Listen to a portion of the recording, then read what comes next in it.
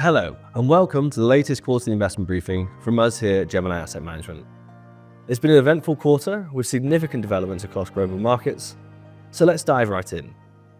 In this briefing, we'll cover the rollercoaster ride of global asset markets and key dynamics influencing investor sentiment.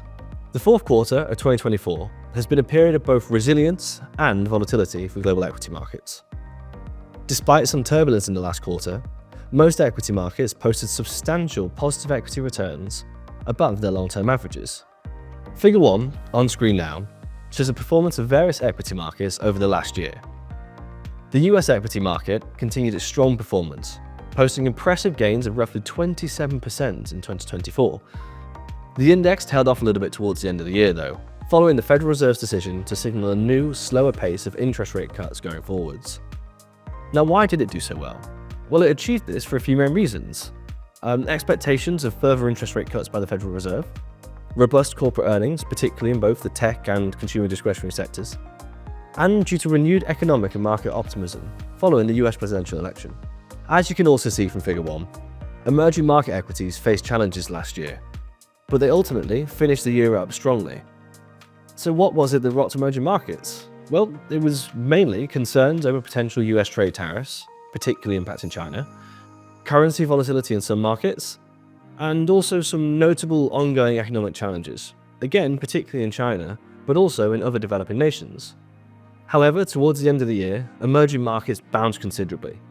Huge Chinese government stimulus was one of the main reasons for this, and also countries such as India ended up showing resilience throughout the year because they have relatively low impacts due to global trade tensions. Closer to home, European equities had a relatively poor year compared to other major equity markets, posting only 2.8% in 2024, whereas UK equities posted 9.5%. This performance was driven by a combination of factors in the UK specifically. Firstly, a slight renewal in investor confidence in UK assets, and also a surge in mergers and acquisition activities, where UK companies had been bought at substantial premiums by international competitors. European equities, however, suffered from poor political and economic sentiment, following the notable collapse of the German coalition government, and also concerns over France's fiscal situation and their political climate too. However, it's not all bad for the European stock market though.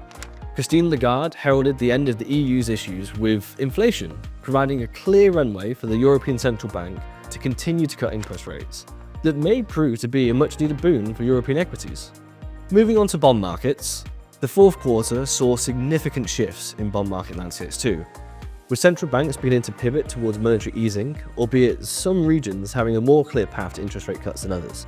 The ECB looks most likely to cut interest rates, whilst the US appears more likely to find it difficult to continue this progress, following continued positive economic performance and the assumed policies that President-elect Trump may push to implement following his inauguration. As you can see from Figure 2 on screen now, the ECB is expected to cut interest rates by a further 1.25% in 2025, whilst the US is only expected to cut by 0.5%. There's been some big shifts in the stance of central banks over the last couple of quarters though, with the US Fed previously at the forefront of this shift.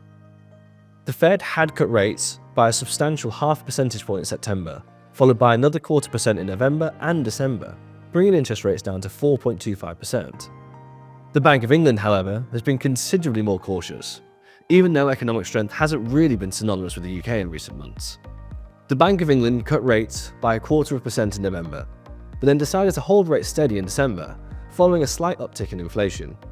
Interest rates in the UK now sit at 4.75%, with inflation at 2.6%. It stands out a little bit compared to other developed nations. Finally, let's look at contemporary market dynamics. Q4 was marked by several key events that shaped investor and market sentiment. The re-election of Donald Trump had significant implications for markets, with renewed expectations of pro-business policies and tax cuts helping to boost US equities upwards. In tandem with this, there have been concerns over potential trade tariffs leading to upticks in inflation and potentially overweighted impacts on the lowest income sections of the US citizenry. The Fed even cited potential inflationary trade policy as a reason why they didn't cut base rates again in December. So clearly, trade tariffs don't just affect the US.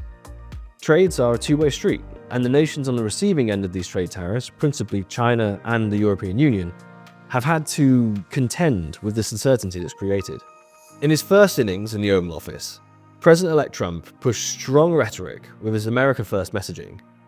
But in reality, many of the outcomes were less impactful than they may have been, with tariffs more or less being used as negotiating tactics, essentially to address trade imbalances and to further US foreign policy agenda.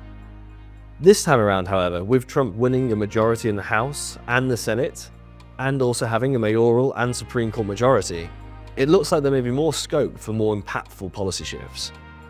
All of this has certainly kept markets and us on our toes, and it'll be incredibly interesting to see how things play out in 2025. As we've said many times before, we can't direct the winds, but we can adjust the sails. And whatever markets throw our way, we'll continue to navigate these complex and rapidly evolving dynamics by leaning on our tried and trusted investment processes. Effective diversification and risk management remain the name of the game, and they may just be more important than ever. Thank you for joining us for the latest investment briefing here at Gemini Asset Management. And if you have any further questions at all, please don't hesitate to contact your financial advisor. Thank you.